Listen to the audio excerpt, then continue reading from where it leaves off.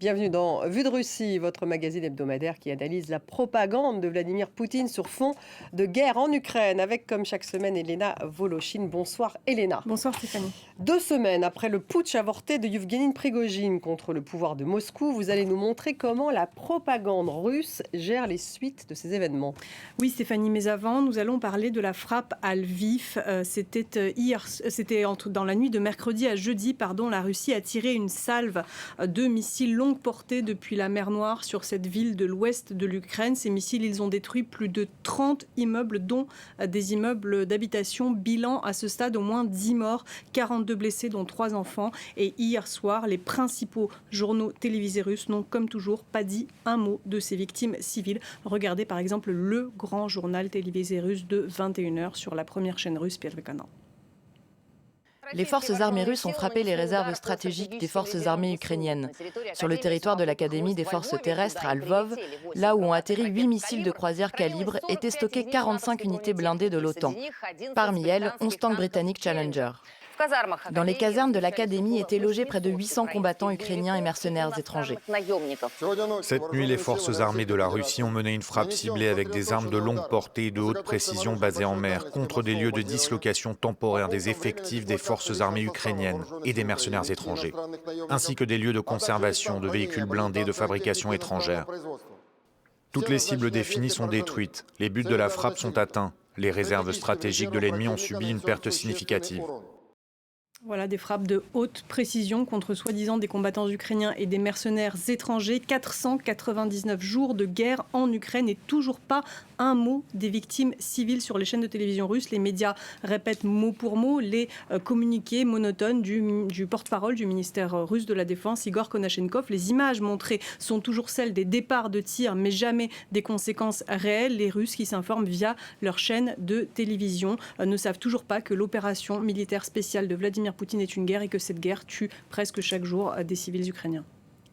Et samedi 24 juin, le chef de la société militaire Wagner marchait sur Moscou. On a tous vu les images avec son armée de mercenaires. Il a finalement fait demi-tour après qu'un accord a été négocié par l'intermédiaire de Alexandre Loukachenko. Alors comment le régime russe gère-t-il cette crise 2 semaines après ce putsch avorté ? Eh bien, avec l'aide de sa propagande qui a aujourd'hui 3 mots d'ordre. 1, c'est glorifier l'image de Vladimir Poutine. 2, démonter celle de Yevgeny Prigojine. Et 3, épargner celle des combattants de Wagner dont le régime russe a encore besoin. Alors voyons d'abord le premier volet. Vladimir Poutine, il est présenté comme le vainqueur absolu d'une opération qui a sauvé la Russie. Son culte de la personnalité est décuplé depuis cette crise. Regardez l'ouverture de l'émission phare du dimanche soir Vesti Nedelie sur la chaîne étatique russe Rossiya 1. Elle est présentée par une star du petit écran, Dmitri Kisselov.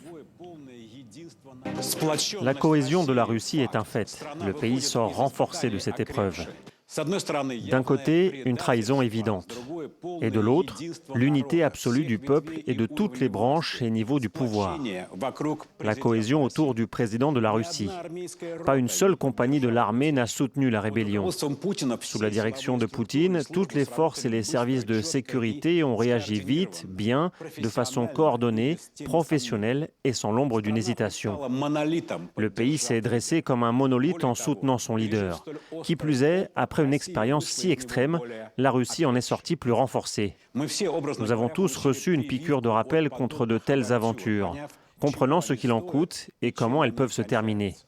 Le héros incontestable dans tout ça, c'est le président. Et une nouvelle fois, nous pouvons louer Poutine et sa capacité à agir dans un moment critique.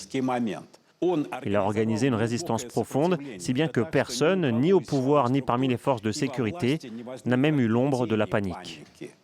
Alors voilà pour la légende, on n'a pas vraiment vu cette résistance du peuple russe, grand absent d'ailleurs les Russes de cette crise. On n'a vu aucune image de gens par exemple sortir dans les rues, pas plus que l'on a vu ces actions héroïques décrites des forces armées russes pendant la rébellion elle-même. On n'a pas vu beaucoup d'images en fait, en dehors de cette succession de vidéos enregistrées, des messages d'allégeance à Vladimir Poutine diffusés par les médias russes de la part de dignitaires et hauts fonctionnaires du régime. Il y a aussi eu cette cérémonie d'hommage aux militaires qui ont soi-disant résisté à l'assaut des Wagner. Et dimanche soir, l'émission hebdomadaire Moscou-Kremlin-Poutine, qui est toujours entièrement dédiée au culte de la personnalité du président, elle est revenue sur cette cérémonie en diffusant des images que l'on n'avait pas encore vues et des interviews de militaires à grand renfort, vous allez le voir, d'effets de style pour souligner leur héroïsme.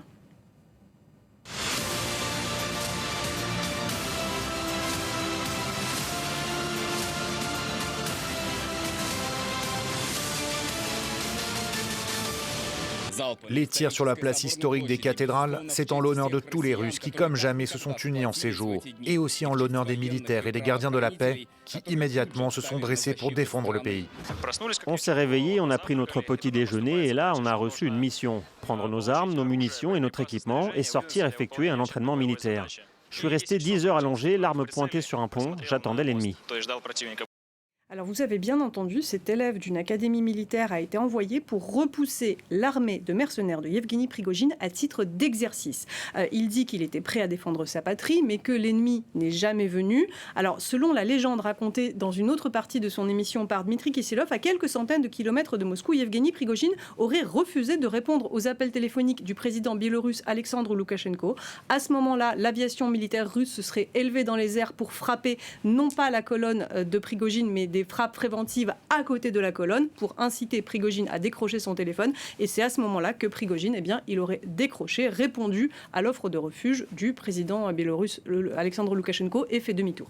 Mais hier, Loukachenko a dit que Prigojine ne se trouvait pas en Biélorussie, mais à Saint-Pétersbourg, où il a son QG, celui de sa société Concorde, de la compagnie Wagner, et ce qu'il faudrait sans doute qualifier d'ancienne usine à troll, puisque l'État russe parle de démanteler carrément son groupe médiatique. Oui, Stéphanie, et ces lieux, ils ont fait l'objet de descentes et de perquisitions. Alors, on ne comprend pas encore très bien si des poursuites judiciaires sont engagées ou non contre Yevgeny Prigojine. On ne comprend pas bien non plus si ses effets personnels, comme par exemple tout son arsenal et ces liasses de billets qui ont été saisis lui ont été rendus, parce que les propagandistes russes, ils se contredisent à ce sujet. Avant-hier, en tout cas, les médias russes ont montré les images de ces perquisitions dans le business center de Prigojine et chez lui, des armes, donc des liasses de billets, de la drogue, des lingots d'or, des faux passeports et même des perruques. Tout ça, ça a été montré et passé au crible par les propagandistes russes dans les médias russes. Yevgeny Prigojine est désormais l'homme à abattre. Regardez.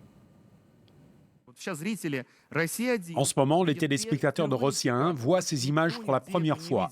Personne ne les avait jamais vues nulle part. Regardez cette opération unique des forces de sécurité. Voilà le nid de Prigojine. Sur ces images, on voit son bureau et cette fourgonnette dont tout le monde parle. Cet argent, ce cash, ce liquide, Prigojine le gardait comme ça dans sa cave. D'où ça vient? Aucun document ne le montre. Hier, les médias disaient que l'argent lui avait été rendu. Comment peut-on lui rendre?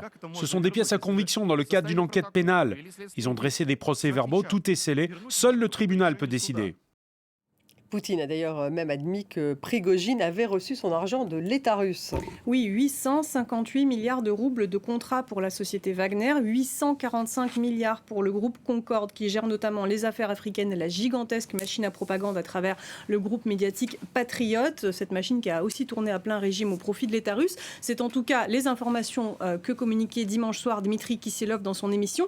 Quant à cette émission qui a montré ce qu'elle présente comme des images exclusives des perquisitions, elle rappelle étrangement un film, celui consacré au palais de Vladimir Poutine. Il a été réalisé par l'opposant russe aujourd'hui emprisonné Alexei Navalny. On voit ces images à l'écran.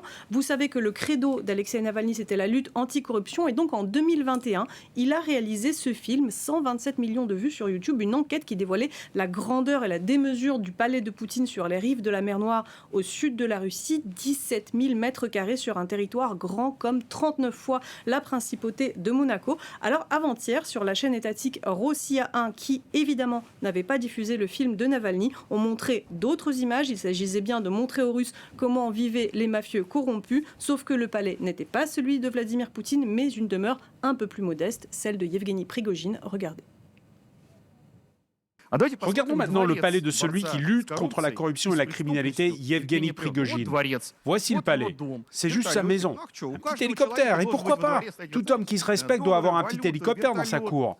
Des dollars, des devises, un hélicoptère, un palais, 600 millions de roubles, 600 millions chez un combattant pour la justice.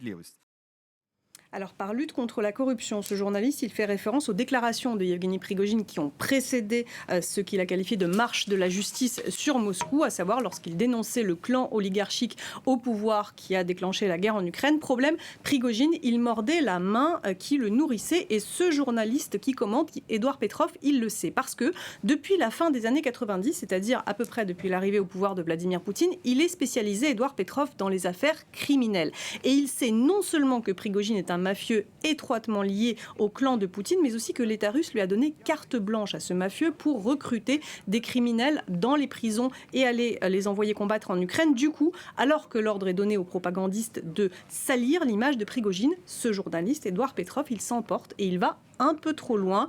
Regardez cette séquence, elle est un peu longue, mais elle est importante pour comprendre comment fonctionne la Russie de Vladimir Poutine. Un homme ordinaire ne peut pas avoir autant de passeports. Il faut tirer ça au clair. Qui lui a délivré ces passeports? Comment? Pourquoi cet homme avait-il autant de prérogatives? Moi, je savais qui était Evgeny Prigojine. Et pourquoi de nombreux journalistes ont-ils oublié d'en parler? Qui lui a donné le droit de ramener des multirécidivistes sur le front? Vous savez, les gens qu'on a interviewés, ils ont commis des crimes lourds. Ils ont été condamnés pour avoir tué 10, 15 personnes. Ces gens, on les avait filmés en prison et puis on les a vus sur la ligne de front. Et beaucoup se sont retrouvés au cimetière. Édouard, une loi a été adoptée qui permet aux prisonniers de signer des contrats avec le ministère de la Défense. Des prisonniers, mais pas condamnés pour crimes graves. Vous vous en souvenez? Je ne comprends pas comment on peut donner la possibilité à quelqu'un qui a tué 12 personnes d'aller intégrer un bataillon. Ce n'est pas la première fois que lorsque tout ne se passe pas comme prévu, les propagandistes russes s'indignent, mais ils ne doivent pas dépasser certaines limites, Elena, comme par exemple critiquer le régime. Oui, et en l'occurrence aussi, s'ils doivent démonter l'image de Prigojine, ils doivent aussi épargner celle de Wagner, car l'État russe a décidé de ménager ses combattants. Et là, le présentateur Yevgeny Popov, du coup, eh bien, il se charge toujours de recadrer son chroniqueur. Regardez. Tout le monde le savait. Tout le monde savait que Prigojine a été condamné 2 fois, qu'il avait un passé criminel, qu'il était fiché par les services de lutte contre le crime organisé. On ne pouvait pas... Édouard, écoutez, la société Wagner compte tant de missions à succès, en Afrique, en Syrie. Bien sûr, chez Wagner, certains avaient du mérite. La plupart des gens de Wagner ont accompli des exploits, ils ont pris des villes. Ils ont servi honnêtement. Et ils ont payé le prix du sang. Ils se sont rachetés par le sang. Prigojine est un traître, c'est clair. Les Wagner, la plupart d'entre eux sont des héros qui, les armes à la main, ont défendu notre patrie.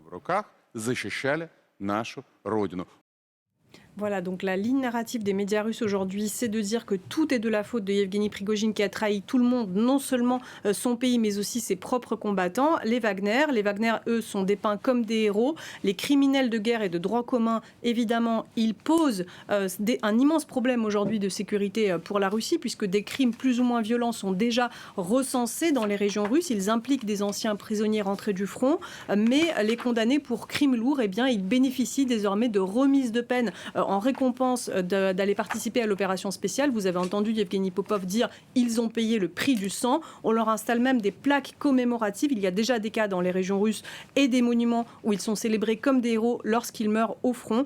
Et on l'a vu, eh bien, tant que le problème ne menace pas directement l'État russe et le régime, eh bien, l'État russe fait comme si ce problème n'existait pas. Merci Elena et à la semaine prochaine pour un nouveau Vue de Russie.